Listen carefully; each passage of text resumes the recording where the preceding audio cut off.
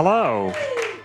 It's me, KillerChair. I'll be running Final Fantasy VI Worlds Collide, and with me I've got a voice in my head today. Hi. It's that guy. It's that one. It's the one with the silly thing, with the bit in the video. Yeah, you can refer to me as Sonic for the next 2 hours. There are a lot of Sonics around, so that's also pretty great.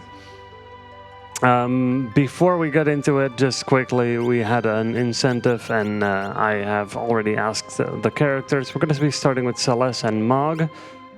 These will determine my starting routing, because every character in the game kind of determines which checks open up to go for, and one random slot. So we'll see what we get there. The objectives of the game are to get 6 characters, 9 espers, and then you can go into Kafka's Tower. And then any of these 3 options, hopefully not the last one, will skip Kafka's Tower in case I, get too many characters or espers.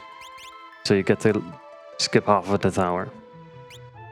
I think that's it. I think we are ready to go then. So let's get started in 3, 2, 1, go.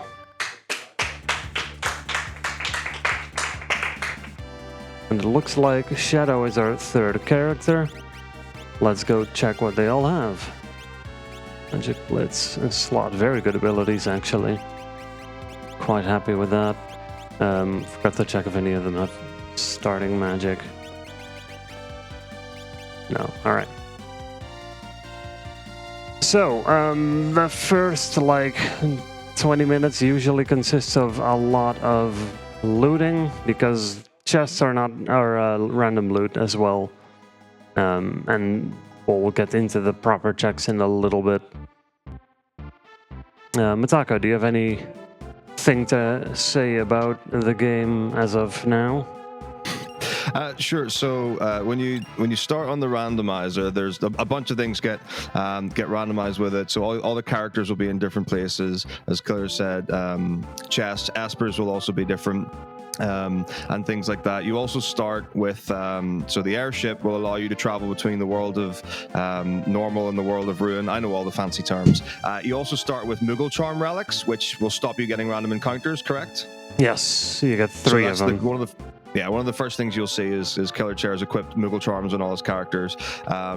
Then one of the other things you would think is, okay, so in the randomizer, it's going to be like different bosses, different characters, different espers and stuff like that. So the game does adjust experience and levels and things like that to make things, you could argue, more accessible or something like that. You also get experience from bosses that you wouldn't normally in the game. So you should be able to, when you've got access to areas that you wouldn't typically, in a normal playthrough of Final Fantasy VI, you should have a relative amount of access to those areas. I'm curious to know, because you've got slots with Shadow, could you just do Joker Doom for a number of things?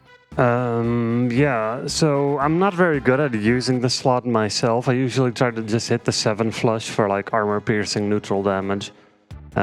Which is a thing you'll see me look for a lot, because especially last time I did a rando for BSG for an online event, one of the problems I eventually ran into is running into Magimaster at a very inopportune time. And Magimaster is one hell of a boss to have to deal with. And armor piercing damage kind of negates his whole deal. Yeah, that's really useful. So I guess if anyone isn't sure about some of the abilities and mechanics and things, there's some that I don't really know that much about either, but slots immediately I would look at as a runner of FF6 and be like, oh, it's totally broken, because you've got the ability to do, so Joker Doom is when you can kill a boss by using the slots ability. So you would get 3 7s, and it's one of those ones where it's not supposed to work on bosses, but if you do certain parameters, so for example, you can use, I think it's an echo screen on one of your characters, and then use slots, and then that allows the 3rd one to be a 7, and you can instantly kill the bosses. So it's kind of like Lucky 7s and FF7. Some people might know. So that you've got that, to me is like, ooh, very exciting. Yeah, instant death abilities are things we'll be looking for in general, due to specifically the Kafka fight itself. Like a couple of parts of it are susceptible to instant doom abilities.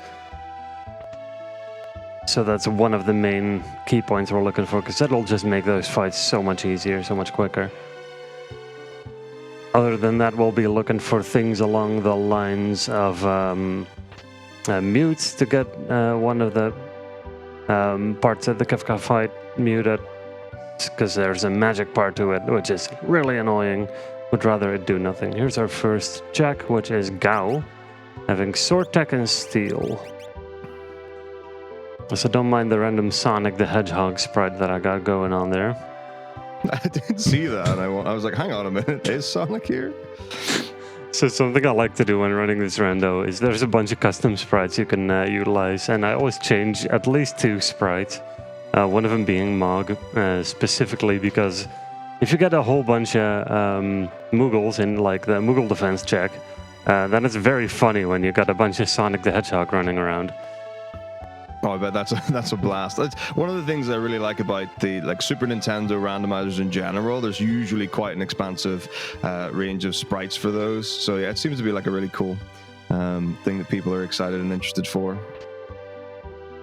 I guess those who've played the game normally might be thinking about like, okay, well, normally if you're getting Gao, you have to be on the Veldt, and then he appears after a normal encounter, and you have to feed him dried meat for him to join the party.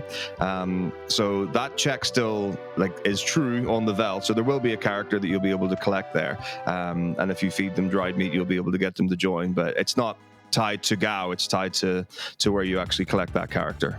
Mm-hmm. So now we'll be heading over to the World of Ruin to go to the same town, because for some, I don't exactly know what the reason is, but they made it so that Figaro, South Figaro is lootable, at least outside checks, in both worlds, and that's the only town that really has that property to it. I really like that, because it just gives us a nice chunk of nearby items to check, because we are looking for reasonable equipment to carry us through the game. And most of the shops have been kind of useless so far. It's too bad. It'll be fine. Mm-hmm. So the one thing that I had learned not too long ago, so I was doing a race of FF6 against another runner, and I run the sketch category, so typically I'll glitch into the World of Ruin, and I was like, oh, that's fine, I'll just go into the towns and see what they've got. But even though I was in the World of Ruin, and on the world map it displayed as World of Ruin, you would go into the towns and they would actually functionally be the World of Balance. So I couldn't get any of the new things, and some things just didn't work, and characters weren't where they were supposed to be, so that somewhat limited my abilities. Could you, by the way, open like a notepad file or whatever, just to note down Excalibur in World of Ruin Figaro? That would be super helpful in case I run into a bunch of money soon. Yep, so Excalibur, World of Ruin, Figaro. Yep. So just in case I get a bunch of money and I have enough to buy a couple of useful swords, then I can just go back here, grab however many Excaliburs I want, and we'll have a great time dealing good damage. Absolutely. Alright, so let's see, with these characters, what do I have right now that I can do? This is always a confusing part where you see all of the checks in front of your face and you have to figure out, alright, which ones are the ones that you want to do right now. I think I'll go back to World of Balance and do checks in Nourish. Because Nourish is a pretty dense area for checks, and we have Mog. Mog creates one additional check there.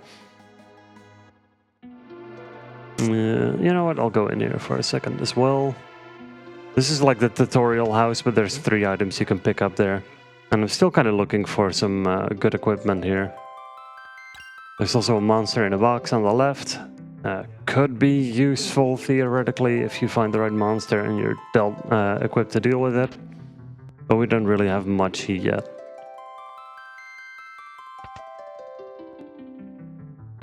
So are we going to be doing the lone wolf encounter here because we've got Mog? Yes. Cool. So you wouldn't be able to do that unless you had Mog in your party in the base game, but you start off with Mog in the randomizer, so it's immediately available to you. So we also found Gao earlier, and Gao is a very interesting character in Worlds Collide because Gao has no normal fight command, and in the rando they decided to just give him 2 abilities to compensate for that. One of them currently is Sword Tech, which is really nice because Gao has a lot of stats in general. The other one was, I believe, Steel, which is less useful, but it could have rolled on to something else good. If you had Steel on one character and Sword Tech on another, you would be able to do the Revenge Tech on what's the Dataluma? Yeah. I also just found dried meat, so we can do the Gao check soon, which I might actually do Dragon Boots in Narsh. If I want to set up somebody as a Dragoon, I can. As soon as I get a Dragon Horn along with it. But I might actually... Oh, Warp Stones. Beautiful. Give me like 7 of those. I might actually just exit out and do the Gao checks now. So we'll do the Lone Wolf later, and that is because it's just a little bit faster.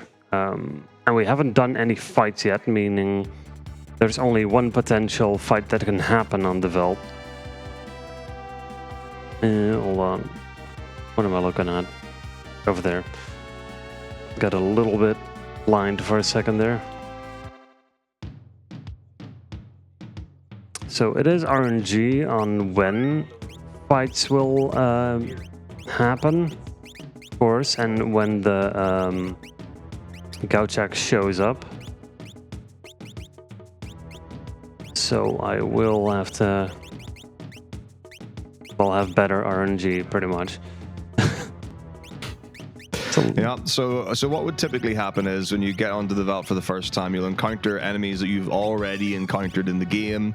So at that point, it'll be things like ghost and bombs from the forest, where you would have fought Ghost Train, and you'll get enemies from Narsh as well from the first time there. This is one of the encounters that you would have fought at the beginning of Narsh. Mm-hmm. So the important thing when the person who will be Guy normally arrives, if you kill the enemy in the normal fight and then queue up another attack, it will go through even after the animations with the character. So it's really important you don't accidentally attack Guy when you get him, because I've certainly never done that before. I think while I try to find this check, we have time for a little donation message. I would certainly love to. We have received a €10 donation from Delinquent Ghost saying, somewhat family-friendly Delinquent Ghost here.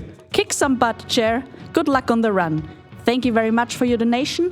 And I would also like to take the chance to, first of all, say hello to Metako. And second of all, remind you all that if you would like to further support our charity or our channel, you can do so for free with your Twitch Prime sub, which can unlock exclusive emotes, and with that you can show your support, knowing that you are supporting a grand small event here in the Netherlands. Right now we are featuring a bunch of new emotes, so you will want to check that out. Thank you very much, and back to you, KillerChair. Yeah, I forgot a very silly thing. You need to have one open party member slot to get this check. Oh, yeah, that totally makes sense. Yeah. It's one of those things where every so often you'll just excitedly accept Gao into your party. You just go to the Veld right away and just forget. There we go. It's Strago. So we already have 2 characters, which is kind of weird. Where's my dried meat? Where is the dried meat? I forgot to sort my inventory. There it is. So we feed the old man some dried meat, and then he becomes our friend, and that gives us yet another avenue of checks to go through. What does Strago have? Maybe he has something else that's useful. Magitech. Okay, I'll actually keep Strago in the party rather than Gao. Sword Tech is great, but Magitech kind of just covers all of your elemental flanks. And we also have Celeste, which means we can do the Magitech Factory, and being able to do the Magitech Factory then means we can get the additional Magitech abilities unlocked. So that just covers a whole range of things. Fantastic find. So one of the reasons I'm going right in here, first of all, it's right next to the vault itself, and second of all, there's a couple of forced encounters. And we're gonna need XP, because we already got 2 characters, and scaling is a thing. So getting more characters and more espers means the enemies are gonna get stronger as well. This is a bit much, though. Ooh. These could be really annoying. We're just gonna try and run away.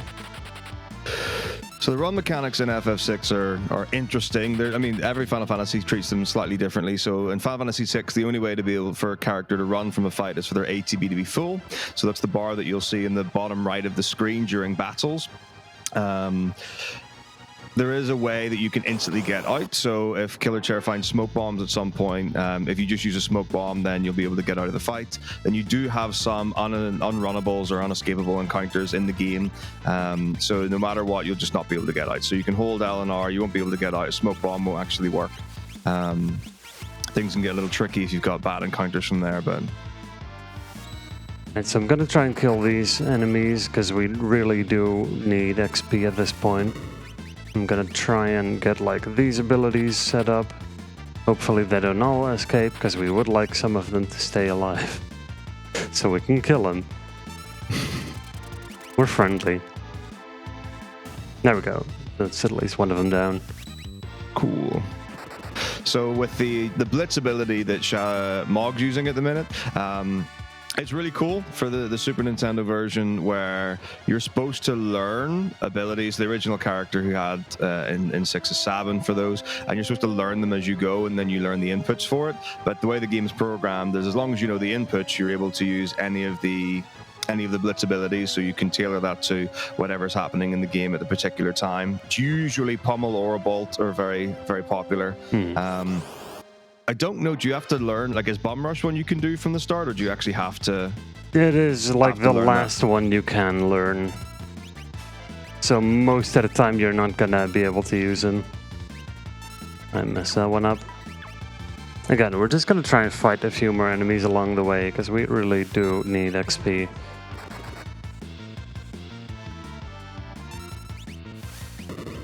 There we go, that's good. So currently our best damage output is kind of just the Blitz and the slot abilities. Magitech is also really good, but it's only single target. So for multi-target, we're mostly relying on the slots and such. In a bit there will be an ability that we're gonna learn on Blitz, which is really good. But it's slightly, you know, awkward, more inputs and all that. And I do not have all of the blitzes memorized either. Mostly I indeed just spam Aura Bolt because it's powerful. Yeah, that's my go-to. Mm-hmm. Occasionally I'll suplex for the memes. Oh yeah. There's some unwritten rules that you can't undo. Mm-hmm. So we're almost out of the Serpent's Trench.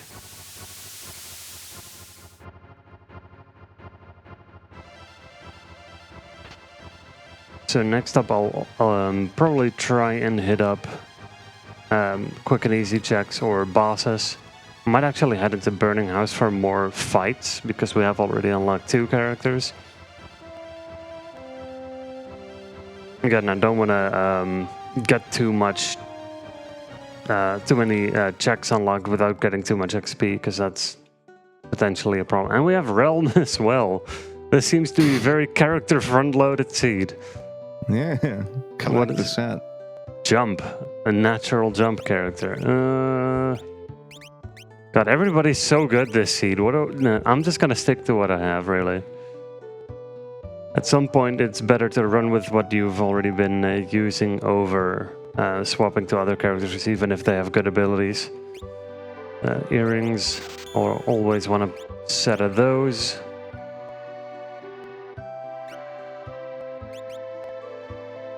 little equipment check. I never get to this town generally unless I specifically do the Serpent's Trench check. It's kind of a, oh, I'm here anyway situation. Alright, so let's see. I think I'm gonna hit up Burning House and yeah, and then Esper Mountain. It's pretty close together.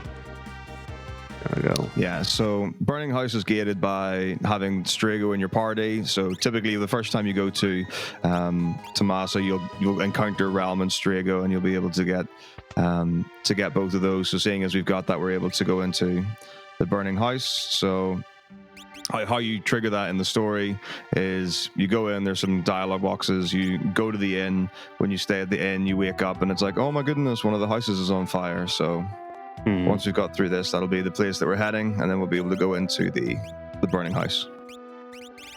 Get some more sleeping bags. People might be wondering why I'm not grabbing a tent instead of sleeping bags. And that is because sleeping bags are instant and tents take a long animation.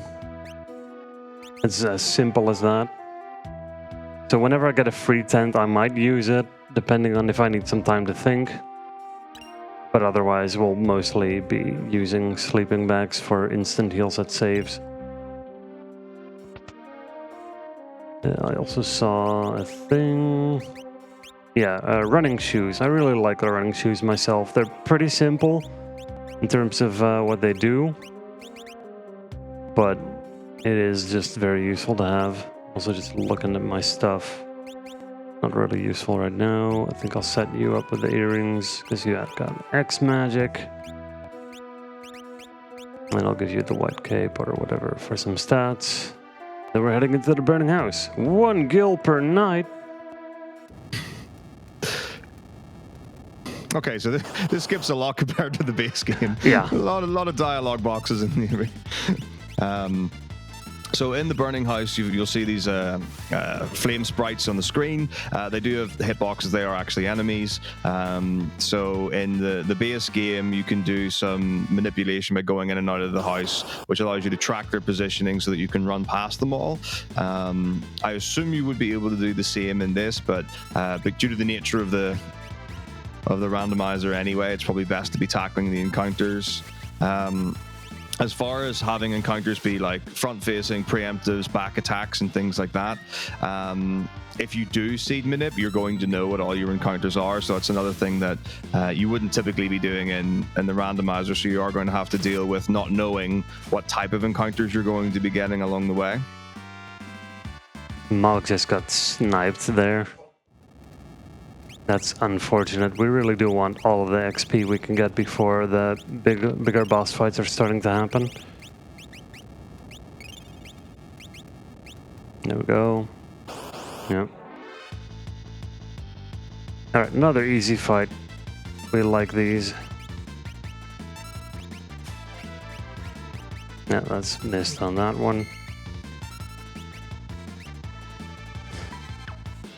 So at the end of this dungeon, we will be getting our first check, our first boss check at least. And the bosses themselves are also completely randomized, so I have no idea what I'm getting into. For all we know, we could have Magi Master at the end of this one, or Atma, or some crazy thing like that.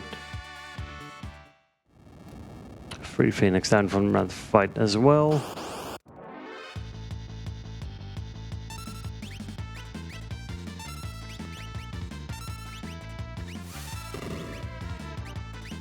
There we go. I roughly know how to do the flush timing, but it's a little awkward to me. Nope, that was supposed to be a Magitech attack. Totally fine. For those looking to get into running this game, running this randomizer, it is surprisingly easy to get started with it. There are so many resources on the website for Worlds Collide. It is very, very chill. Community as well is also super cool. I don't interact with them much, but occasionally I'll pop on by and say hello and such. They're always super welcoming. There we go.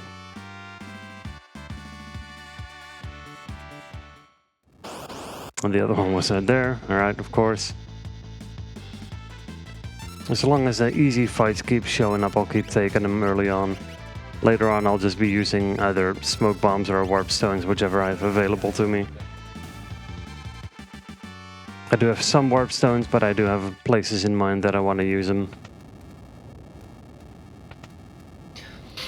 So warp stone's a great item. It's really, really simple. If you're in a particular town or dungeon or something, you just use it and it will teleport you out to the front. KillerChair also mentioned about the running shoes earlier. So there are two types of fast shoes in FF6. So the running shoes give you the haste ability in battle, and that also prevents you from slowing statuses. There is also the sprint shoes in Final Fantasy VI, and they just let you run faster during like towns and dungeons. Doesn't do anything on the world map. So it uses a whole relic slot just to be able to dash, so I'm sure anyone who plays the Pixel remasters would be like, what? Running is gated by a relic? Yep. That one's the only one I'm gonna heal, I think. Alright, first boss fight, what do we got? It's Air Force. That is an interesting one to get early. It is weak to an element that we only have access to on Strago, so we're just gonna bolt beam the face. And then hope that people survive, because Air Force has a lot of attacks. There we go. That goes about as well as you expect. So the other party members I'm gonna try to just use to get Strago up. Strago has a healing ability. So we're gonna hope that Strago can carry us and keep us alive. Shadow's good to be on rezzing duty for now. I might actually just pop a potion on Strago, and then Strago can heal Shadow and such. It's always a bit of weird management at the start of a run when you first start doing fights.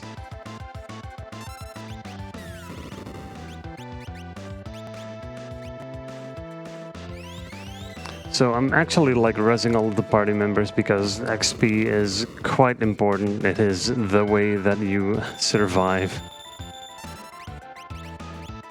You want your characters to be as strong as possible by the time you get around to Kafka.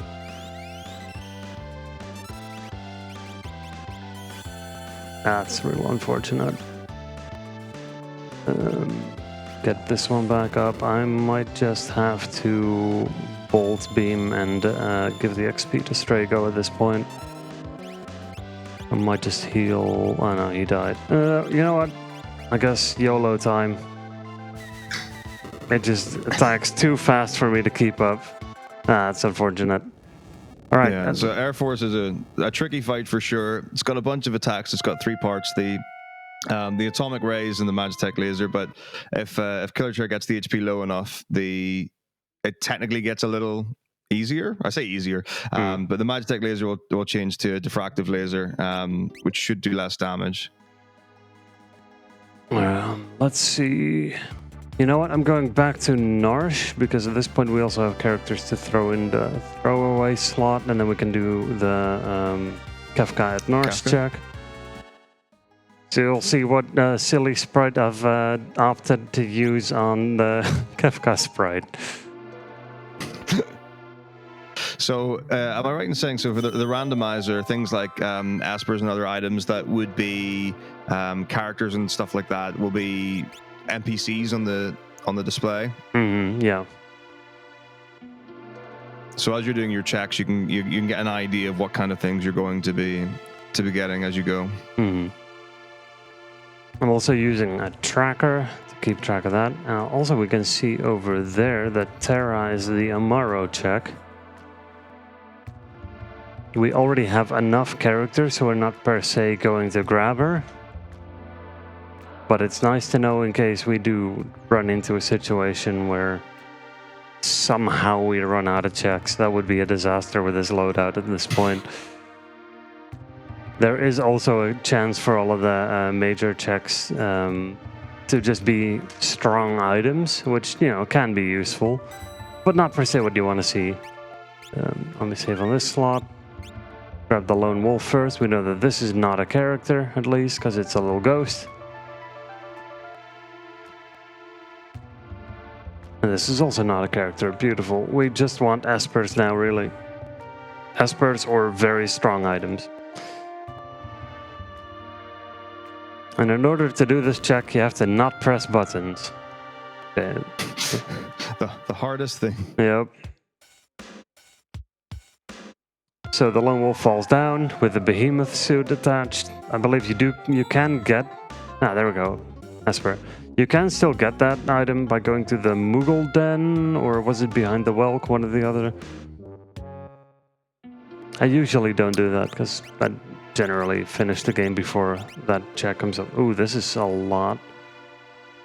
Bolt 3, that is going on Celeste. We want our caster to have good magic. So we're gonna put our party together again. Strago and Sonic.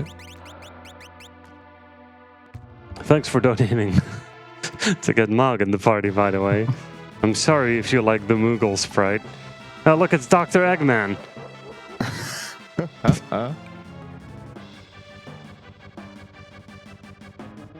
And so we'll be heading over to the end of this maze to do a fight. It's very interesting because you can kind of just stand here for a while. I was wondering if you're going to do the thing. Mm-hmm. So there are 2 points in the game where you kind of have this kind of puzzle where you're just waiting for enemies to go past and then going through. You can just walk into them and fight them. So the first one is in the Narsh Den, and then that's got a really cool feature that you can also abuse here, which is that the walking sprite, if you... Okay. Yep. This I'll is tell you later about that. interesting. So we have the Atma weapon. It's kind of good to get him earlier, but we'll just have to see how the fight goes. Currently, we still haven't learned many things, so we're still very much reliant on our abilities. But if we can get this fight early, that would be incredibly good. That's a nice one to get out of the way.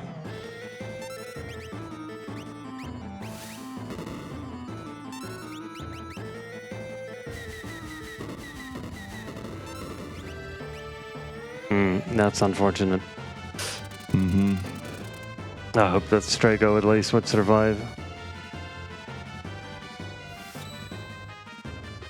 Strago, of course, having just an healing ability loaded into his stuff.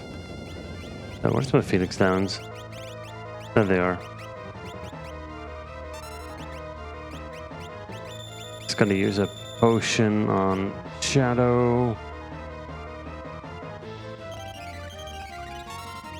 Mog is gonna have to keep aura bolting. I think Shadow is also just on potion duty for now.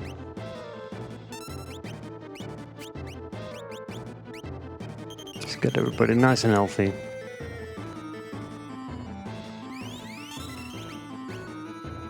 For the most part, this fight is just deal a lot of damage. Fight the boss, kill him. It's got a lot of health though. See how that goes. That's also nasty.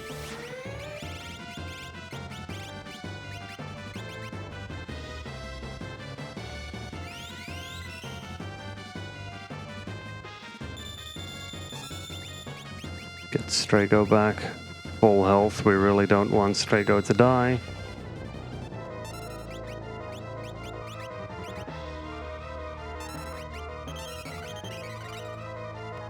We also want our aura bolts to continue, because that is currently one of our best options for single target damage. And then we hope that he's nearly dead.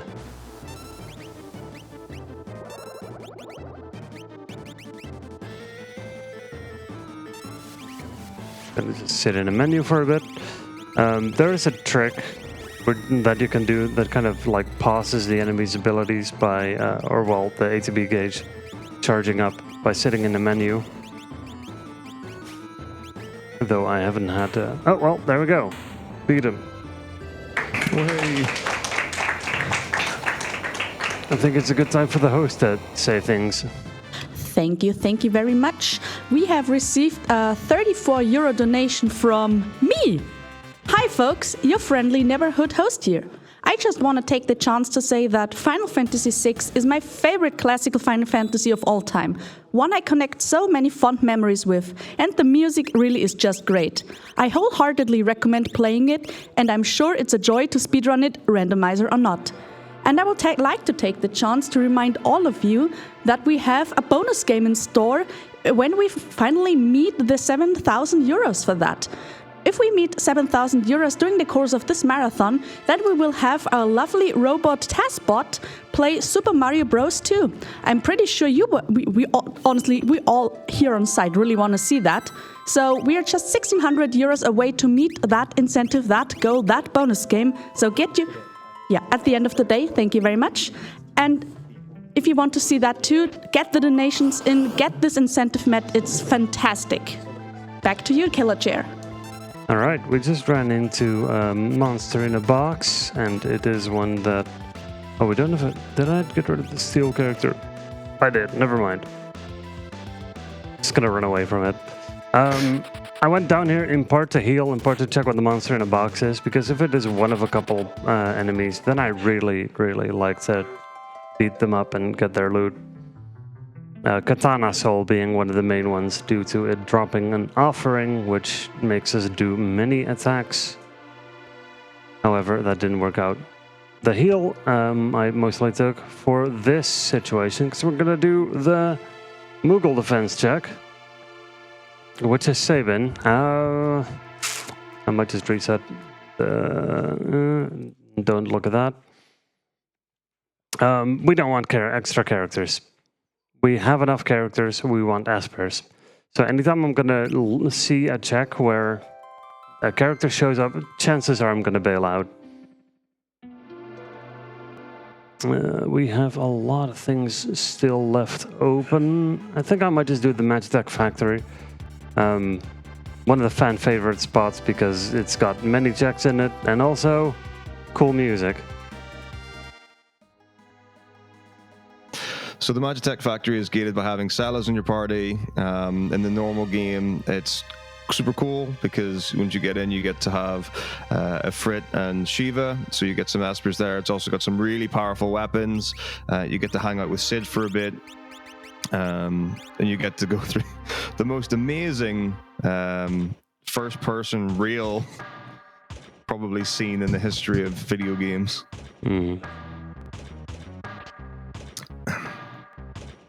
And the music is baller extreme. It's so good. Yep.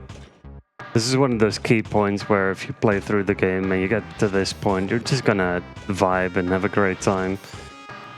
It's just so interesting.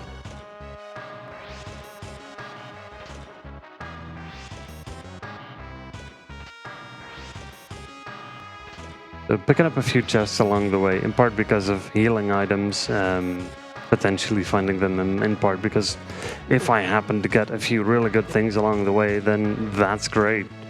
I'm not going to go out of my way too much for the further out chests and all that, but anything I do find nearby is very welcome. So let's do a quick equipment update.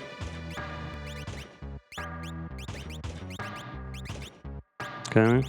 Any relics that I got recently? Not super special things. I'm saved after setting those up, huh?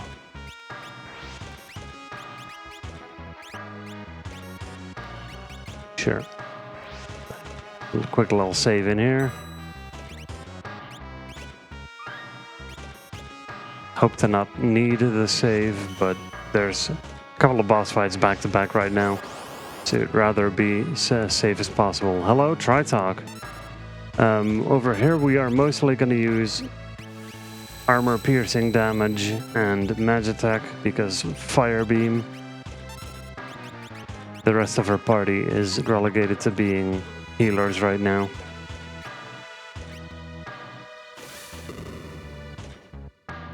But the Fire Beam should do plenty.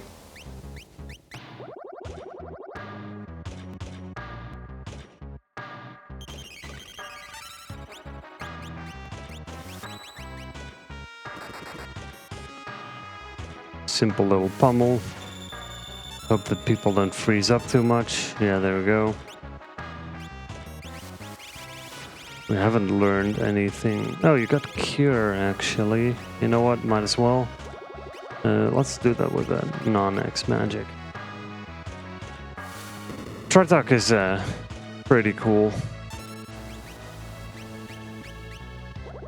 I like the whole large bird frozen in ice. It does have various magics and annoying things to deal with. It's only weak to like fire. It absorbs mostly everything else.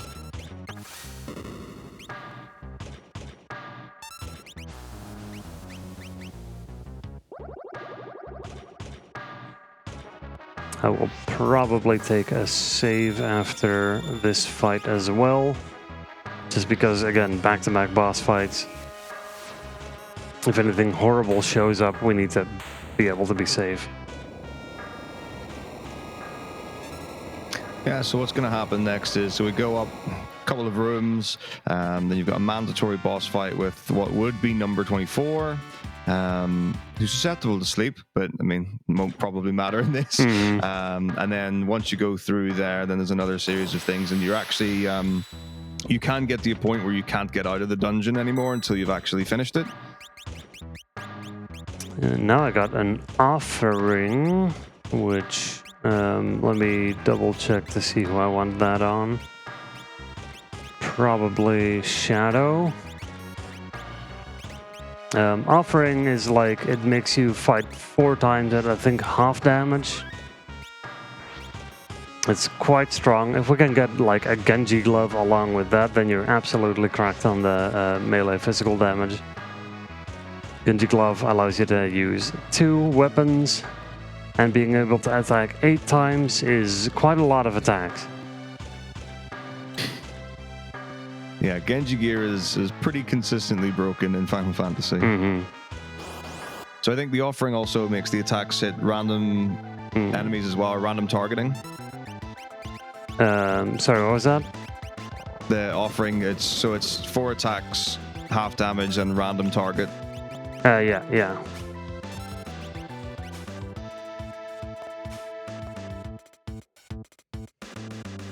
So this is Guardian, normally one of the Kafka Tower fights. However, we encounter him right now and can just hit with the big Bolt 3. However, I did miscounted my magic. Let's see, do I have... Let's pop an Ether. Just being able to blow up this boss, it would be very nice. Yeah, that's too bad. Let's just do a Bolt Beam then.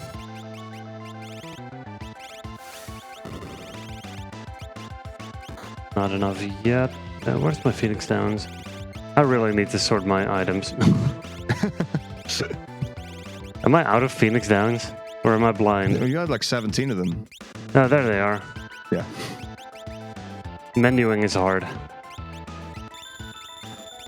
Yeah, you're just gonna heal for now. I'm probably just gonna heal with the top 2 and damage with the bottom 2. Yep. Oh, that was not... oh yeah, you didn't get that yet. That's unfortunate. Where's my ethers? There they are.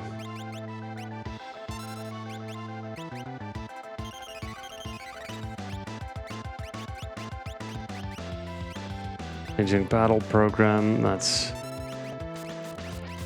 Ultra's program.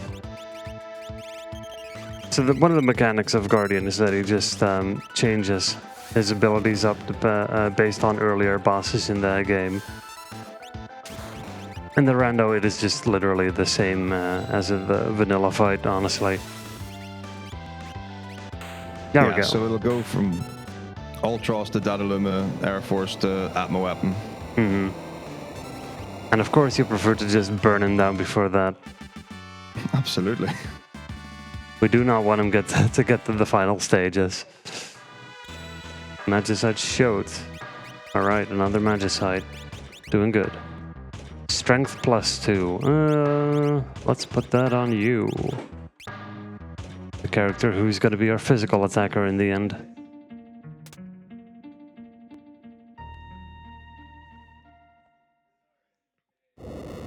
So a lot of these cutscenes are cut down severely by removing a lot of text and removing a lot of just general little bits and pieces, which is very nice. It makes the game a lot faster to go through.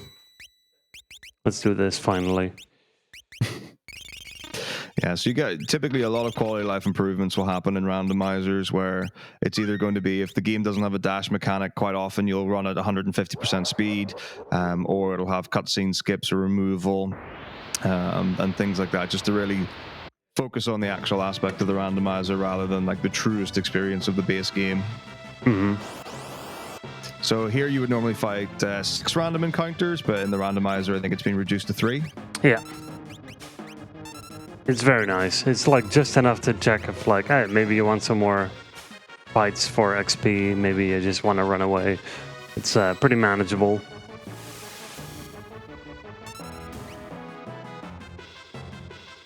Again, if they're easy fights, I might just take them for more XP. If they're difficult fights, I'll try to run away. The amount of times on this little section I've encountered like the level magic enemies is just obnoxious. Not too much of a fan of these. I think they're not too bad, but the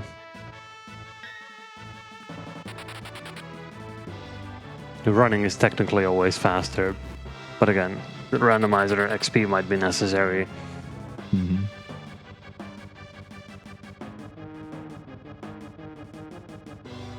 There should be one more encounter, and then the boss. This one again, you know what? Where's my warp stone? I'll just do that. The running away took too long for me earlier. Yeah, so if you get a preemptive against enemies, your ATB start is full and you can instantly run away from a fight, which is awesome. Normal fights, you just have to wait and see. I think when your ATB's full, you get like a check every second or something, like a run check, so you just go through those until you get out. So, Flame Eater, we have Magitech, so we will Ice Missile it. I forget its resistances. I'm gonna open up my little cheat sheet in a second. Where's Flame Eater? Let's see. Immune to lightning, poison, holy, and earth. Absorbs fire. Okay, lightning, yes, I was right on that then. Good thing I did not cast my Bolt 3 on it. There's so many little intricacies in terms of what the enemies are weak to that it's easy to forget one or two.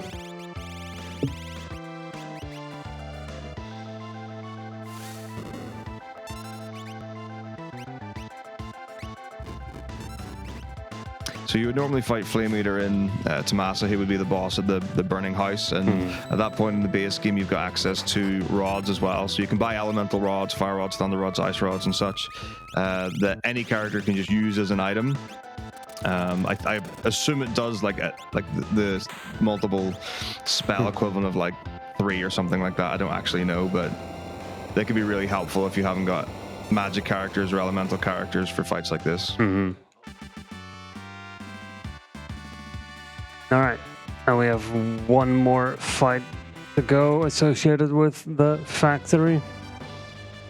It's right at the entrance. They do nicely give you another safe spot. They're very good on the safe spots in this check. This section of checks, I would say. Yeah, so our reward for this little outing will either be an Esper or a character. So we'll see what luck gives us. It's Ifrit. Fantastic. Another Esper. We're 4 out of 9 required Espers. How did this guy get out of the factory? Luckily, it's the easy version. We're probably just gonna blow him up with with Celeste now with X Magic. X Magic is just busted, really, if you get it on a good character.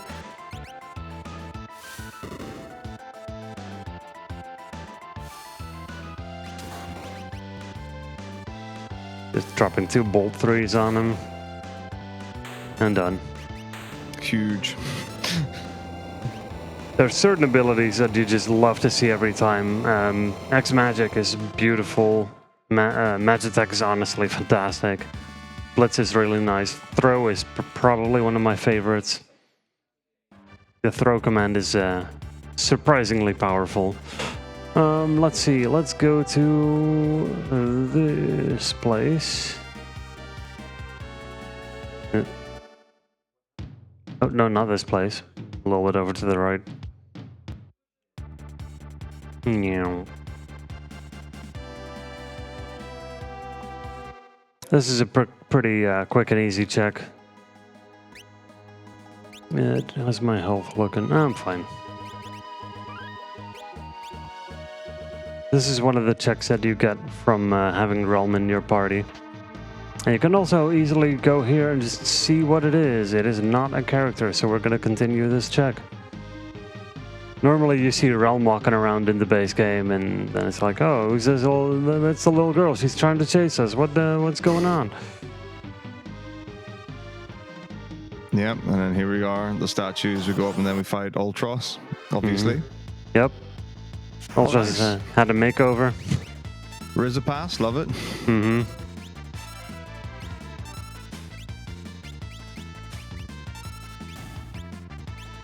The piranhas are very silly. The Bioblast, probably. There's like this weird built-in timer into the game that determines when the boss shows up. And it's kind of random from what I've heard. So you just have to like keep killing them until the timer's over. It's not too bad if you just kind of sit around first for a little bit before fighting them. Yeah, so in the typical speed run, you'll use Revenge Tech to actually skip Rizapass altogether. So it's Sword Tech 2 with Cyan, who we haven't seen yet. And then it's basically an idea, like you kill off one of them, you kill him, you revive him while Sword Tech 2, and then he'll do Retort, and then it'll kill the enemy, and it'll just bypass the Rizapass altogether. It gets used against another boss in the run as well. But unlikely we'll be seeing any of that today. And we're getting a cat hood. Good item. Did not check you for it yet. Magic power +2. Oh, hello. We are very happy. Level up stats are incredibly good. Give you... you actually don't... You've got everything you need on your Magitech. Let's give you some more options.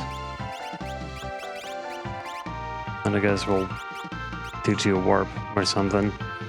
Yeah. I can't just warp stone out of here, but I do like to at least go into one of these holes to get a couple extra items, because it's right there. Since we warp stone out, it's really not that bad to just go down here, pick up chest, X potion. Let's see. You can use the cat hood. Beautiful. Items. Where's my warp stones? I always suck at finding them in the menu. Alright. Let's save. I do have another idea that I could be doing right now. There's so many options. This set of characters really gets you a ton of things to do. There's a free check. Might as well grab that. And an extra shop here. Echo screens. We don't want echo screens. The final boss has a tendency to mute me. Really annoying. I'll grab a couple extra tents because I think I'm a little short on other things. Yeah, no, this should be good.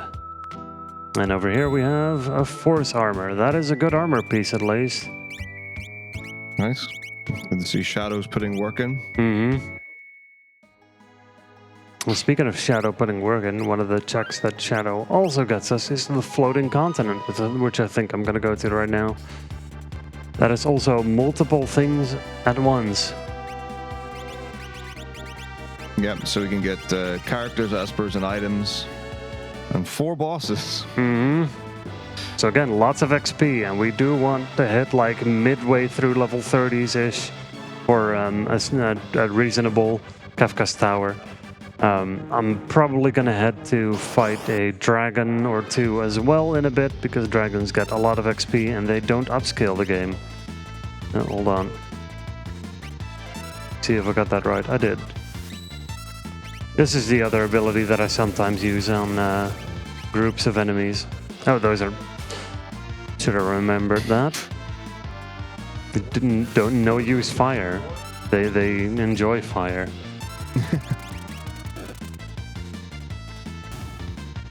It's one of those things whereby normally you remember, but once you're on stage doing the run for people, suddenly your brain just...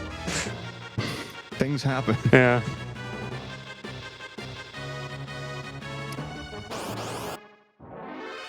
So we will be up here for a little bit, so if the host have something to say, then go ahead.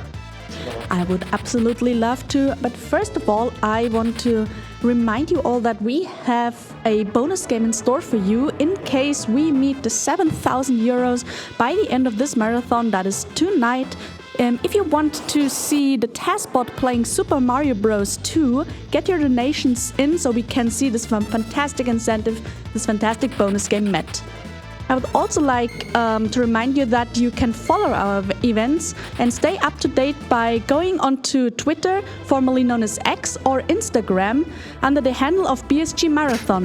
We are also in the process of uploading all our VODs to our YouTube channel as youtube.com/BSG Marathon.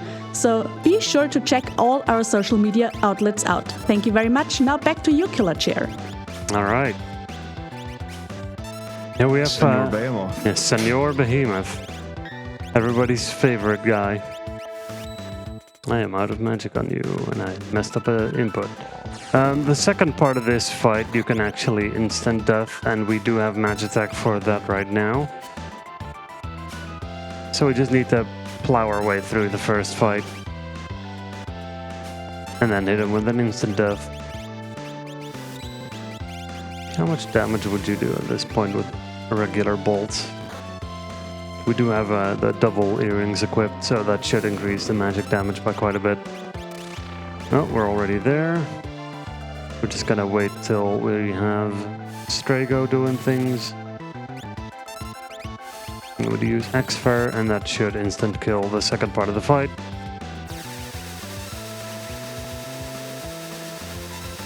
No? Missed? Missed. Awkward.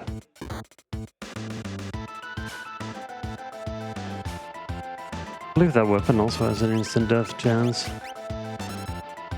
No.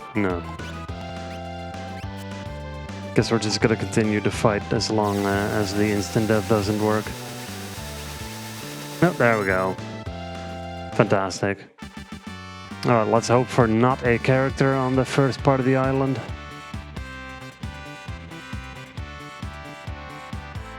We got our behemoth suit as well, which is a fantastic armor piece. Yeah, another fight. Hello, it's the spicy chicken. I have to call him spicy chicken, otherwise the Worlds Collide community's got to be upset at me. I don't make the rules. It's just what it is. So this fight is quite annoying. You can do a lot of things. I'm just gonna try and burn through him. Did I remember the weakness correctly? Okay, cool. It's not immune to lightning. Some of these I remember, some of these I don't, and some of these I kind of mix up with other ones that exist.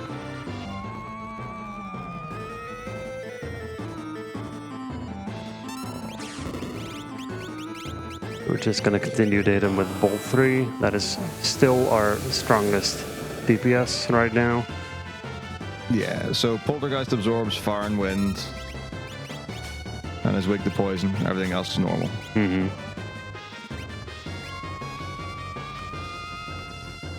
Nope. Shadow's having a nap.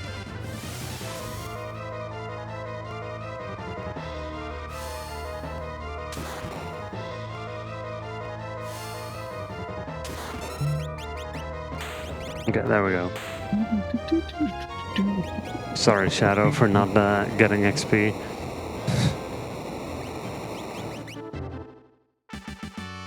Alright. A very tiny thing that I do a lot is I try to close down all of my menus by the time a fight's over. That saves like a couple of frames. It's very silly.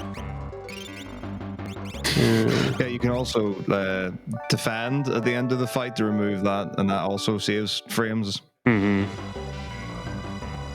There's a lot of very small little things you can do here and there, and I kind of love it. That's the thing. Odin. We do like Odin. What does Odin have today? Magic power plus as well. Fire and ice too. That is huge. Okay, Celeste, you're gonna use this for a little bit. And we're gonna... where's Mog? There you are. You can learn this one for now. And I think that is good enough. Now we're gonna walk through the floating continent a bit. So, Metako, what's your favorite Final Fantasy VI character? Character? Oh. Yeah. Okay, right. So, the problem is that I care about mechanics so much. I'm like, oh, who's the most useful stuff? Right, let's see.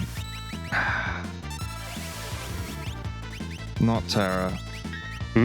Locke's really cool. As like the charismatic rogue thief. Sellers, whatever. Edgar and Sabin. Now, Cyan is incredibly lovable. Mr. Boy. Shadow's like the coolest by far. Setzer's, I don't know. He's a little. Or like Umaru is probably the easiest because he's just a simple Yeti man. It's punch and fight. You know, got a good kind heart. The ideal pet. Yeah. I don't know. It's super tricky. I think for like story reasons, probably Cyan. Understandable. But like Setzer's got like such a good redemption arc. Or like he comes like if you just play the game early on and you don't pay that much attention, he seems like a bit of a. He's a bit of a douche. He's not that great. My personal favorite is Gao because I just love the silly little boy and beast boy. But I'm also a big fella. The thing that it's like you get that childish wonder and like an adult sprite or whatever. And you know he speaks in a very unique way of the. You know, he just calls it like he sees it. Doesn't pull his punches. So yeah, that was a great shot. And I also like Realm for just being a ridiculous murder child. There's a. She's so strong. There's a thing that Final Fantasy does with the young female character, and it's murderous rage is fairly common theme. I'm sure Realm would get along great with Aiko in Final Fantasy IX. You know, I've yet to play FF9, but everybody keeps telling me it's great. It's fine. They're all great. But like Realm's also cool because like she saves the day with a whole like she's got like wisdom beyond her years where she's like, oh, there's a giant octopus that's about to eat us. Maybe if I convince it that it's just lonely and I can paint it, it'll be okay. We got both Odin and Raiden. With Flare, Reflect, Sleep is potentially good. Wait, were you done with Odin yet? No. I'll give you Sleep just to be safe.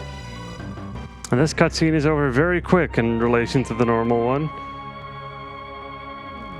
You just have Dr. Eggman absorbing all the power. I've come to make an announcement. Get out of here. And that's it. That's a cutscene. Amazing. It's brilliant. So there's a few fixed encounters here as well.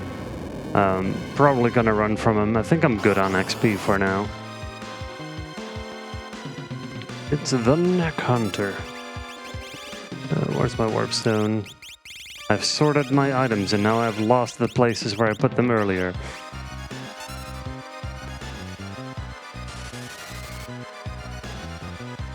So normally there's a timer at the end of Floating Continent. Randomizer, you don't have to worry about that. You just run, the airship's just there, yeah. Yeah, it's pretty arbitrary, the timer. Especially if you know how to go through the game fast. Yep. So traditionally, it's like at the end of the normal playthrough for this, if you don't let the timer run down, I can't remember what time it has to be, but like you lose Shadow, I think. Yeah. So he'll appear when there's like 30 seconds left or something. And the last little bit here. Hey, it's Magimaster. Huge. Okay, we're gonna have to fight him with armor-piercing damage, which I don't have a ton of, so this might actually be annoying. Oh, we actually have a tech missile, of course. That'll be perfectly fine. We'll just hit him with pummels and slots and tech missiles.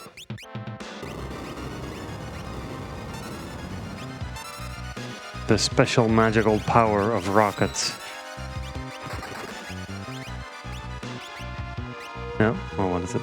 Hit the whole party with that. That's fine.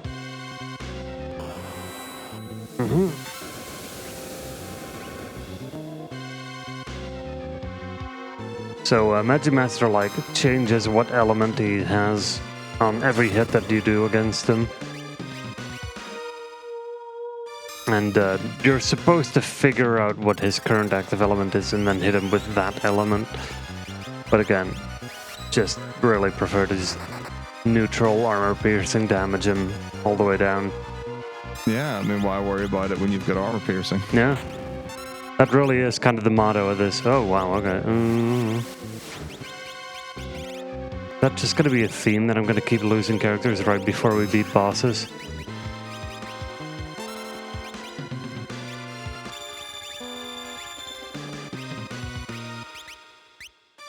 Let's heal the old man.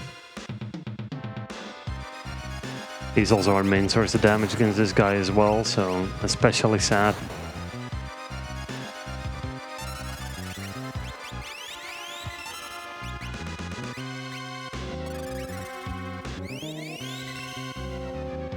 Yeah, it's a bit annoying that we don't have like Cure 2 or Cure 3 right now. It has been a pattern lately for my randos that I just haven't gotten many white magics in general. It's really annoying. You want your white magics. Somebody learned Cure 3. What? Alright. You did it. Yeah, we did. I guess I got good heals now. And again, not a character, which is what we want to see. Floating Continent being useful. We only need 2 more espers and then we are ready to hit up Kefka's Tower. Another magic power up, Berserk. Well, Berserk would have been good against Magimaster. I think we're good. Okay, let's see where to go. I'll hit up a town that I haven't been to yet. Because there is a thief hiding in the woods that might have an esper. Let's actually get a little safety save again. That's just a thing that I do in the rando. You do not want to lose any time, of course, so just saving frequently is a good thing to do. Not enough money. It's about 20k. That's a reasonable price, though. Let's see. What can I sell? What do you have as well? Okay.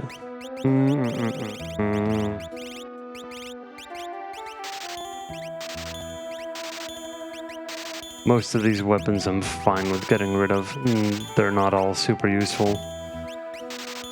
Already got enough, but I'll keep selling a few extra things. Clear out that inventory a little bit. That should be fine for now. Hello, give me the glowing stone, thank you. It's Terrado. I'm hoping to see Golem. Golem really is one of the most important espers that you can get. In part because for the most part because of the final battle. There is the tier 3 of the Kefka fight Has an ability that it closes off with, which just one-shots a character. Or maybe 2 characters if you're really unlucky.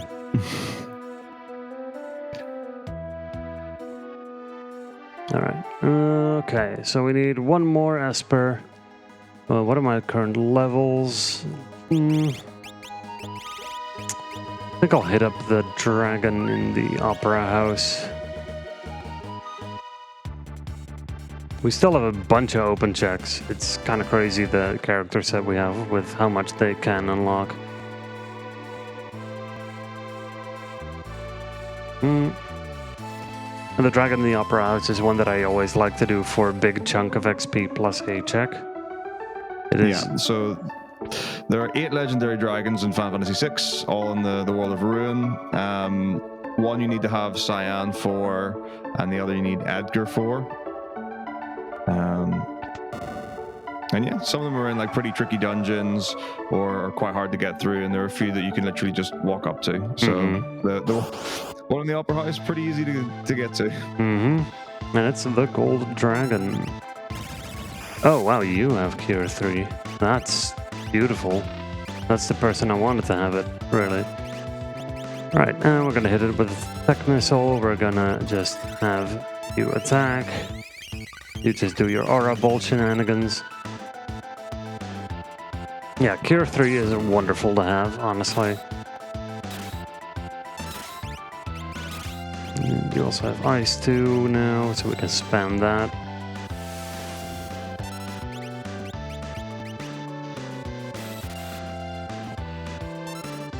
At this point, like, I've got generally good things. I might still go back at some point to pick up that Excalibur. Just a very strong weapon.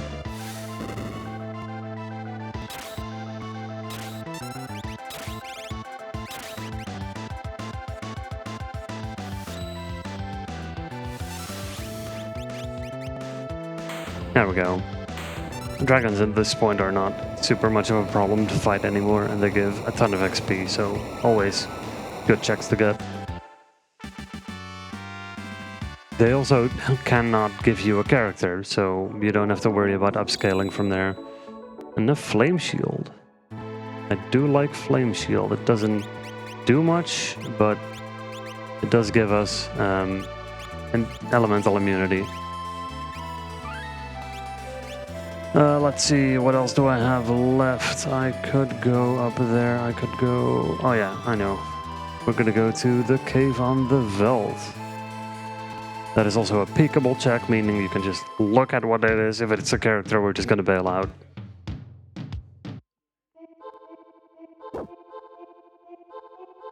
There we have the best dog. It is kind of awkward to run after the dog as Shadow. Normally, you've in the base game, you find Shadow again here. Passed out on the floor, and then Interceptor's like, get Shadow, it's hurt.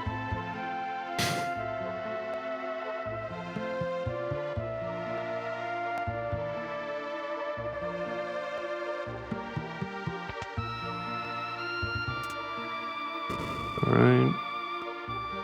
And who do we have passed out on the floor? An Esper. Beautiful. Very good.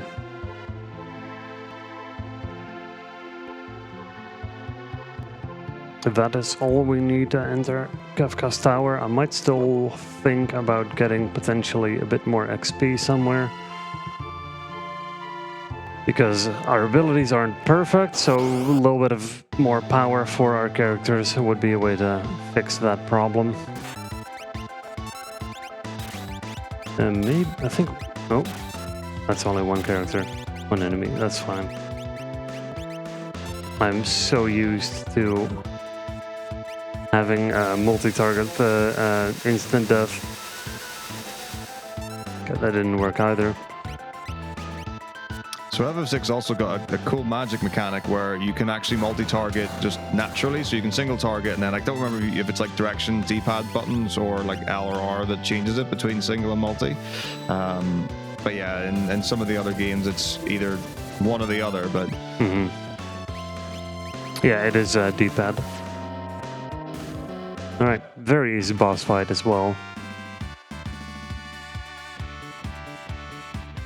Bunch of money, that is actually quite nice. And our Esper is Ramu. So you see Final Kafka complete. Pet the dog.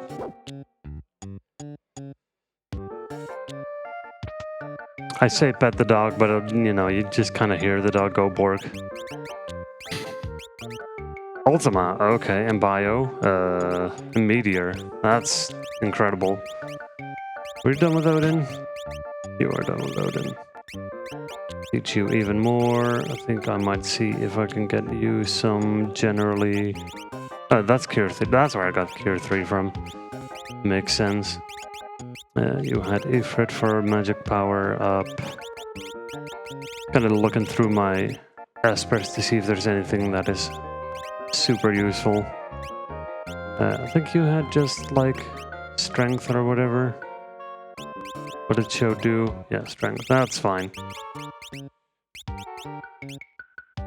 Alright, I think I will stop by that Excalibur. Was it Narsh? Or was it Figaro? Figaro, World of Ruin. Cool. Because with the money I just got, that is a lot. And Excalibur is just a very good stat weapon. It just deals a ton of damage as well. It's one of those things whereby if you find one of a handful of weapons, then you want to just keep that in mind. Ragnarok being another really good one. Illumina being fantastic. Let's first sort my items. Because I might have to sell more things. Yeah. What do I have? Get rid of that. Pearl Rod I might keep for just breaking the thing. Attack Star, Doom Darts. Just get rid of a bunch of things that I'm not using.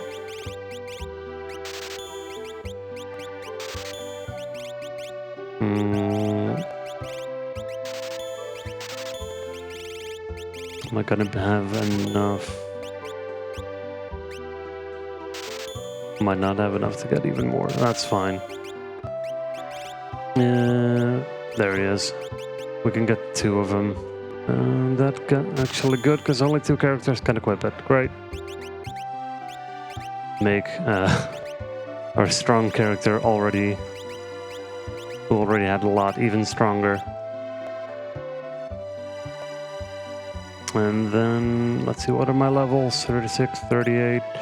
Should technically be doable to go through the tower. I might just wing it. What could go wrong? Yeah, what could possibly go wrong? Just walk it into the back. Yep. If things do go south, I can like warpstone out and put all of my characters in all of my important characters in one lane after having done the bosses. That is an option you have. But for now, we're going to try and sort characters into groups where they are useful, where they can manage to do things. I'll get those 2 and these 2 together. So just kind of plan like, hey, which ones do you think can handle things by themselves? Which ones are going to struggle more? So you have the weaker 2 characters in one lane while you have the stronger characters in lanes where you think they're going to do better. This is a very good time for me to get into Kefka's Tower.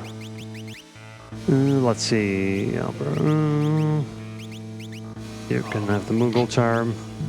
Moogle Charm to the Moogle. Or to Sonic, I suppose.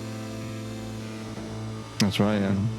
So FF6 is the first Final Fantasy to introduce like multi-party things at the same time.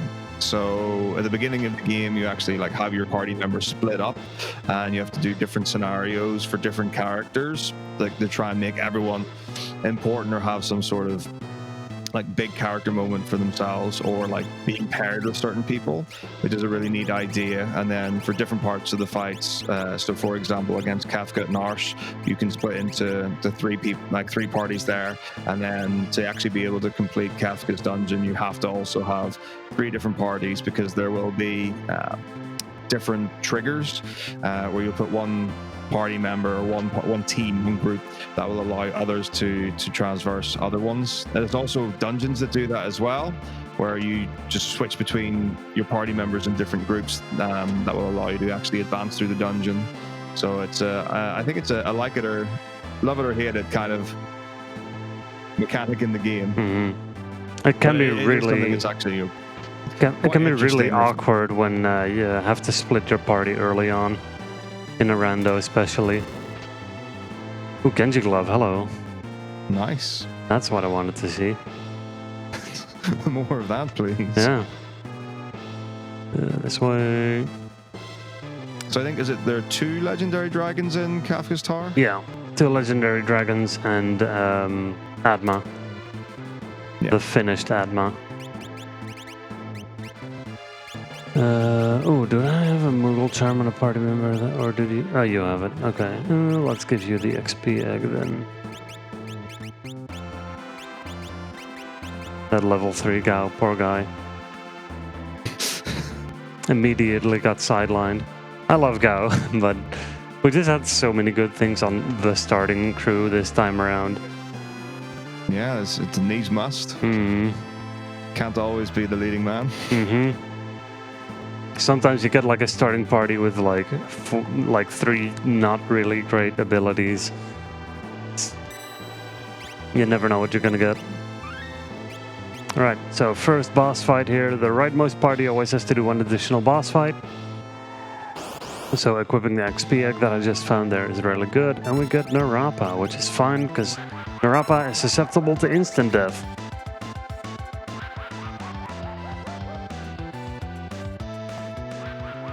And you always cast like a doom timer on 4 of your characters. We only have 2 during this fight, so he's just gonna double up on casting those. And goodbye to Narapa. This is exactly why I love to have Magitech on one of my characters and Celeste in the party to break open the Magitech factory to upgrade it. Because clearing the Magitech factory does give you that upgrade for more abilities. Don't forget this switch. I have forgotten that switch before, just ran up all the way here and then have to run down. Oh, absolutely, yeah. Mm-hmm. Okay, so we set you here. Bring this party down.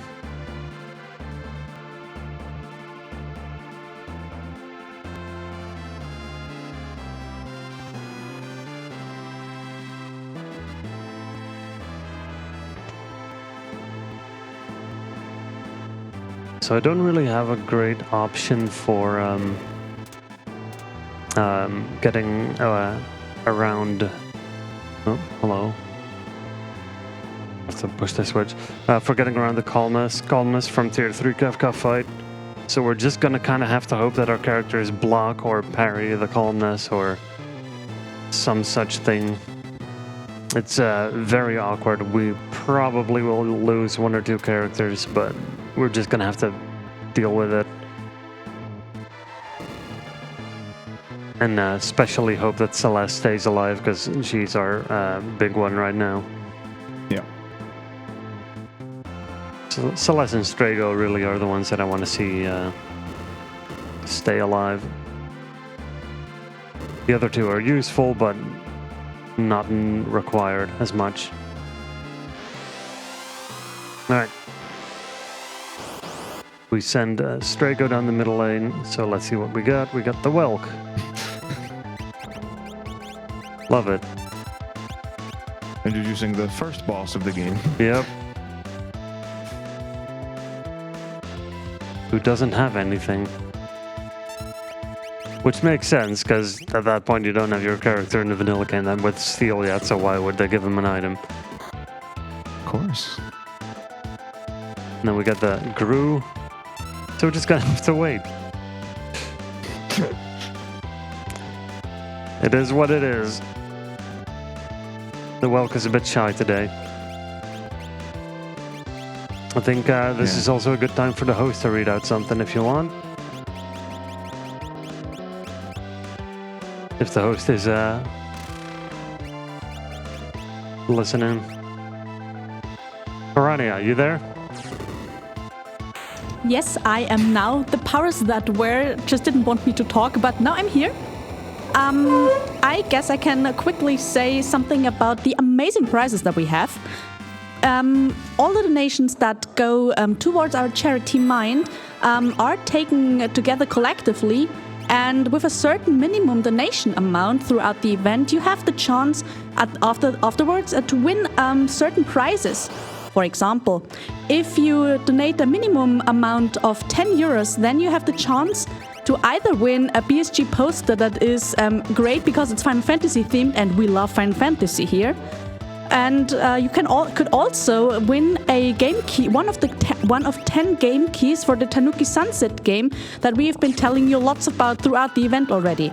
However, if you decide to go all in for a minimum donation of 40 euros, you have the chance to even win a Luid Ray microphone. We love the Luid Ray microphones because currently yours truly is talking to you through one of these. So get the donations in if you're interested to win one of these prizes, and also get the donations in because if we meet 7,000 euros, then Taskbot is going to play Super Mario Bros. 2. Thank you very much, KillerChair. Now let's get back to you. Yes. So this Ultras fight, you actually only have to beat Chupan in the back. So that attack earlier was unintentional. That could have been Ultras 1 or Ultras 2. Yeah. Or Ultras 3. Is this 3? Yeah. I don't remember the number. There's like So 4 the Ultras first fights one's- or something. Yeah, like I think 1's in the river, 2's in the Opera House, Mm-hmm. and then 4's in the Asper Cave. Right. Nope. Hello, thumbs, please.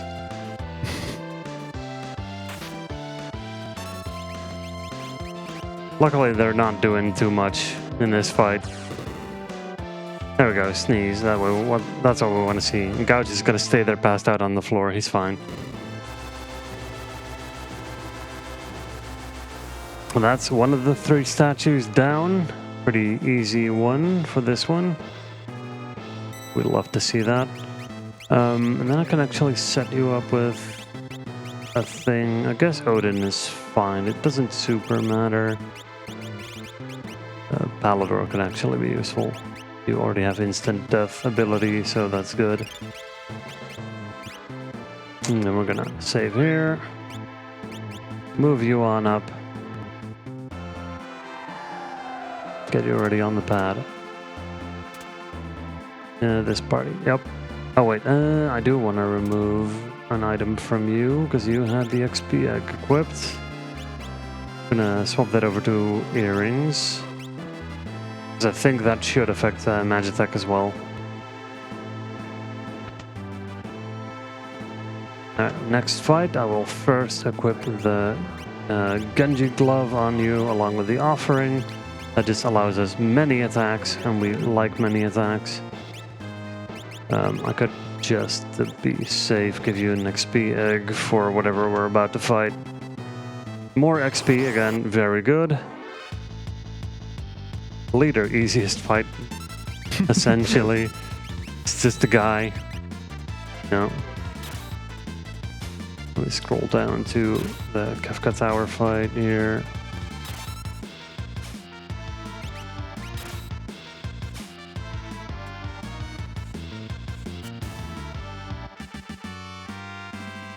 I should probably put Shadow in the front row, to be honest. It'll make him do slightly more damage.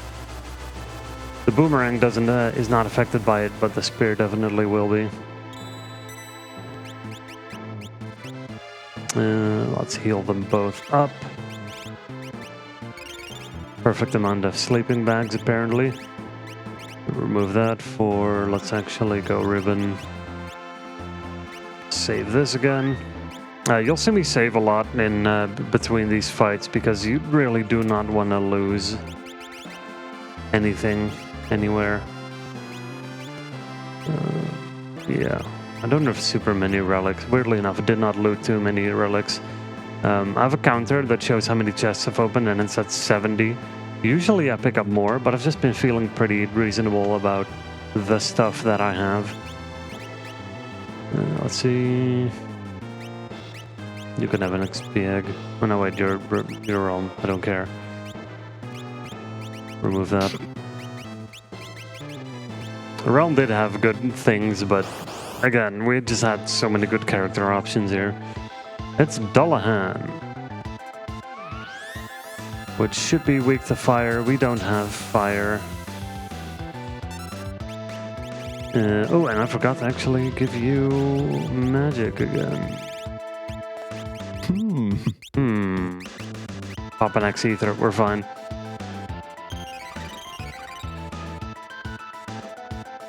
Because we do want our magic character to do magic. Funny how that works. It has its benefits, yeah. Yes. So just drop a lot of fire too. X magic allowing us double casts. Celeste having absolute cracked magic stat due to the Esper with the plus magic that we had on her for most of the run. Yeah, she's really fulfilling the role of Runic Mage really well.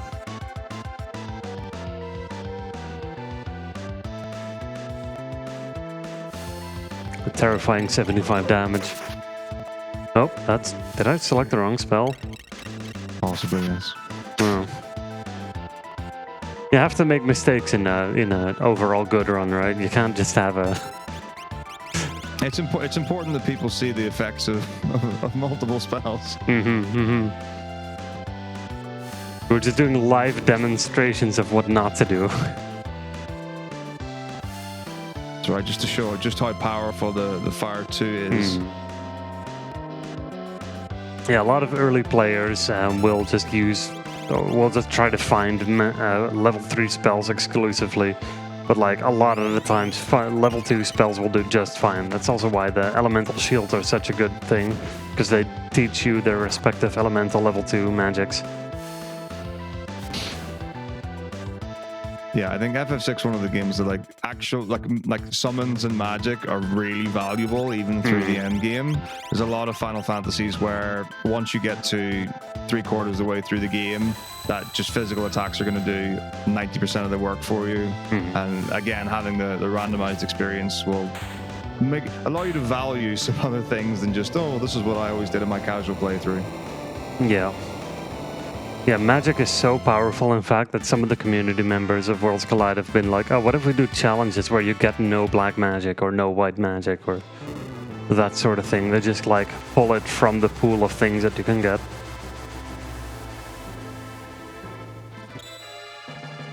Alright, and so we heal up. The final sleeping bag that we have. We put the earrings back on. I double check all my espers to make sure I've got useful ones. It's Earth Elemental attack, doesn't matter too much. We just want Odin, Raiden, Palador, and the other ones are not useful enough to bring along.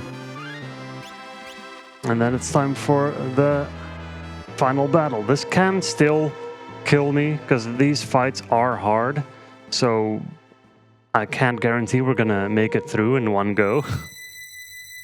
But we're gonna try our best. This is also why, of course, it's a randomizer, so the estimate is pretty wide, purposely, because things can really go wrong a lot. As I mentioned earlier, last time I ran this for an online event for BSG, I had Magimaster at the worst spot, wasting about half an hour. So we're finally bringing the fight to Dr. Eggman. That's the thing, in case you missed that part. This should have been called Eggman's Tower, I suppose. Right, let's see. We have Celeste, we have Strago, we have Mog, and we have Shadow. And the other two are passed out anyway, so we're not even going to bring them. So there's a lot of things to think about here. So for the most part, I'll probably let Metako do some talking. All right, well, I'll talk you through the fight. So Kafka's got 4 stages to it. The first turn, it was always going to be Heartless Angel. and then a lot of elemental magic, so like tier 3 magic. Another powerful physical attack that Kefka has is Havoc Wing, and Trine, which will do blinding silence on the party. So that's what we're looking out for in the first phase.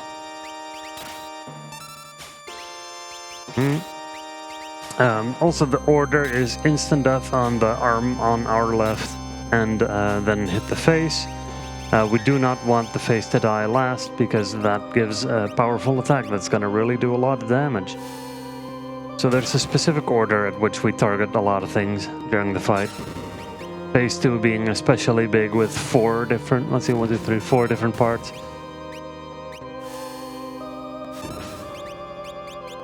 So we definitely have the damage output. We just gotta hope that we have a little bit of luck to survive. Let's see, did you have mute? Somebody had mute. Don't remember who had mute. I think it may have been Strago.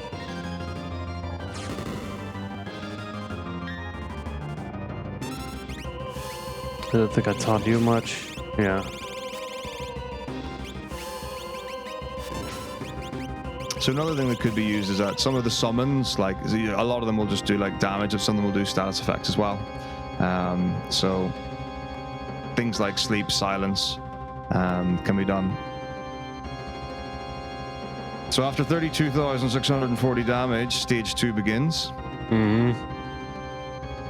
So he'll start with the attack Forsaken.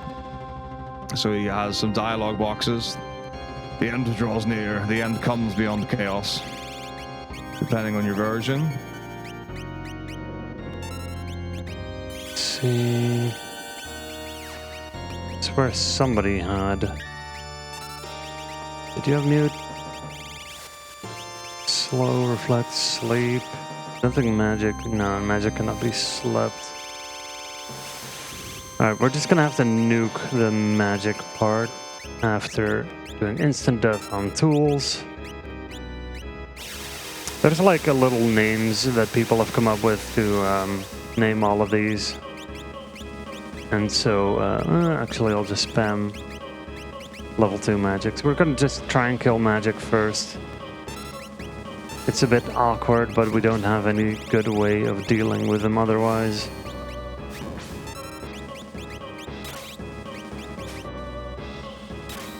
So this is where you'll see that a lot of the things that we acquired over the course of the run will now come into play, and where you're gonna have to deal with problems that you run into depending on what you did not end up getting. That's really annoying. You can clearly tell why magic is the worst.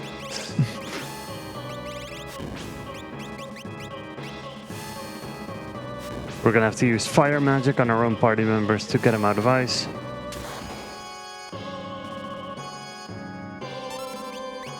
Luckily, we do have X magic, so we can cast twice. Probably should have stayed in the menu for a second. So yeah, we deal a lot of damage to our own party. That's kind of the awkward part of this. Yeah, there aren't too many mechanics in Final Fantasy where it's like, oh, you can undo something with magic or like statuses and things like that there. Couple in 6, couple in 7. We're gonna get hit by a pearl before healing, so I hope it's on the character. Yeah, you should survive that. Yeah. Luckily, I already queued up a Cure 3. I'm very happy that we got Cure 3. With how the runs have been going lately, getting white magic at all is good. As it turns out, staying alive gets you the win.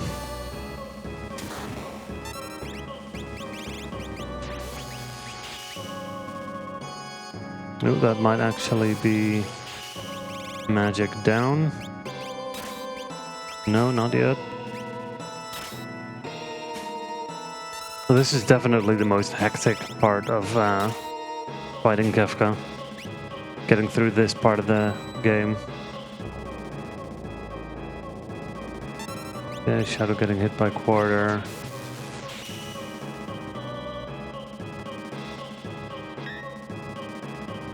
Doggo, save and extra attack from Doggo. Missed. Fire 3, that's annoying. We're gonna have to get somebody to res you. This might be the kill move. Yeah, there we go. I'm never very good at remembering exactly how much health all of these parts have. I usually just fight these based on vibes, and typically that works for me. Sometimes it doesn't. For the most I part. have the same thing in FF5 against the rare time that I actually fight Neo X Death. It's got like 4 phases. And, like, I have no idea, but like it's one where, like, once he's down to 2 parts, he starts like countering with massively powerful spells. So you want to like kill the last 2 parts on like the same turn, ideally. Yeah. Alright, so 2 parts left here. We want to kill the tiger next because it's got the worst abilities out of what's left. It's weak to ice as well.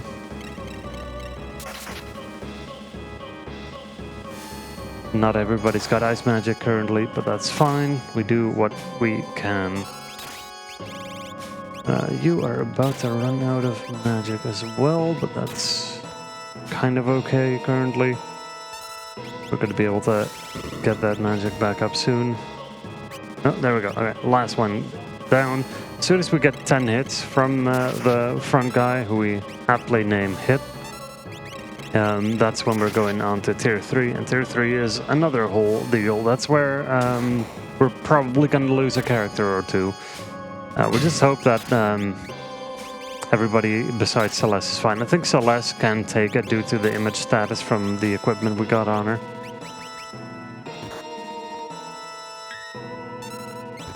For everybody else, we're in hope mode. Yeah, that's actually Lieutenant's going off. So now we need to... the last 2 parts are called Sleep, the one at the front because it looks like he's sleeping, and the one in the back called Girl because apparently the community didn't have a better idea to call her. We need to kill the one in the back. I think she actually has like 9,999 HP, but absorbs every element, which is, of course, very annoying. So we're gonna try and kill that with whatever we can think of. You've got time to set yourself up with a regular elixir for getting all your magic back.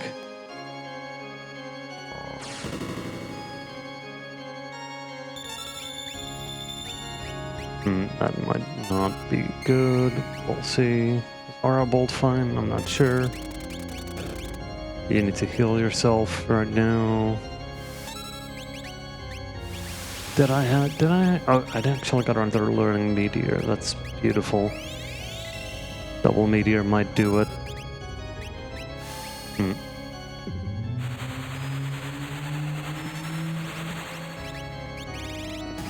There we go. Okay, that's that one done. And now we hit the guy in the front of the bunch until he probably kills a couple of our characters. He's gonna use Merton, a very powerful ability. We are fine. Use a Cure 3. Drop a Bolt 3. Expensive magics, but for this part of the fight you want to just throw out all you can.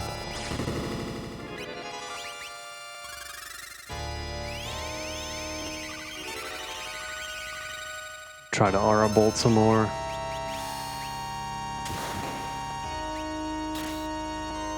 So one of my characters, I believe, has Palador, which can make all of us jump. That can get around the ability.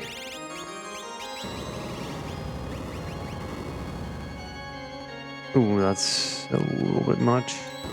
Another Meteo. Okay, this might be a problem. Okay, we're fine somehow. Okay, you just heal yourself. Calmness, there it is. And we lost Strago. That's unfortunate. We do have Celeste though, so as long as we can have Shadow or Mog give Celeste magic back, we should be able to nuke Kefka down. For time, it will be once a little crackle noise appears after whatever the final hit is. I'm gonna try and point it out, but it's a bit awkward.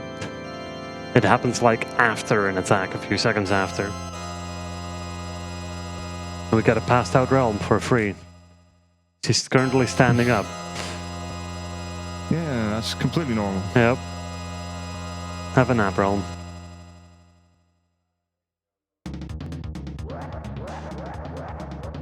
There she is. Alright. It's gonna swap to Celeste and hit bolt 3s.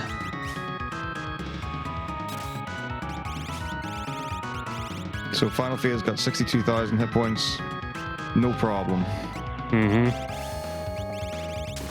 For the most part, you just kind of plow through. Might actually...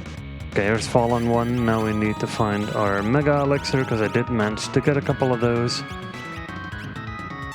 This is an attack that just puts you at 1 HP, all of your characters, and then you got a brief bit of time to fix yourself right up.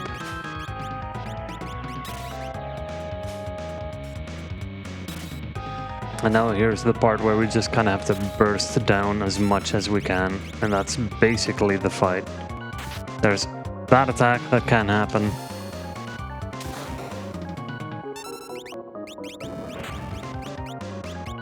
Oh. Oof. Yeah, again, this just can happen. Kefka is definitely not a free fight. This is very bad to also see happen now. Okay, so now it's going to be multi-target attack Forsaken, which is really powerful, and then Hyperdrive and then Ultima.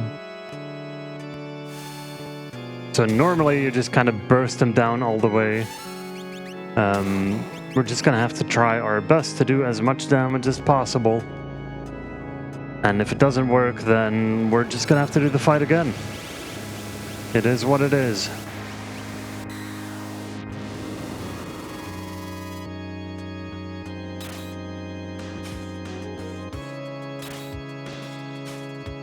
This setup for Shadow, I hoped would do just a little bit more damage.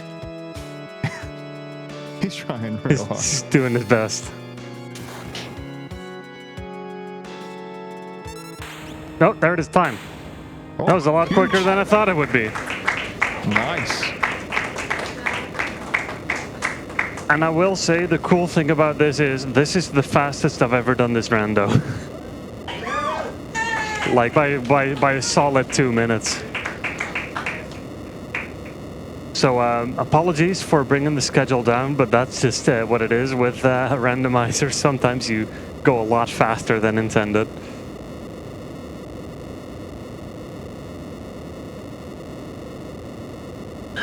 Beautiful.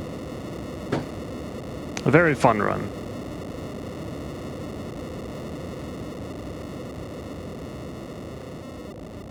So as we see Kefka crumbling and the credits rolls around, I think it's just time for me to, thank some people, like for instance Metako for joining me on commentary.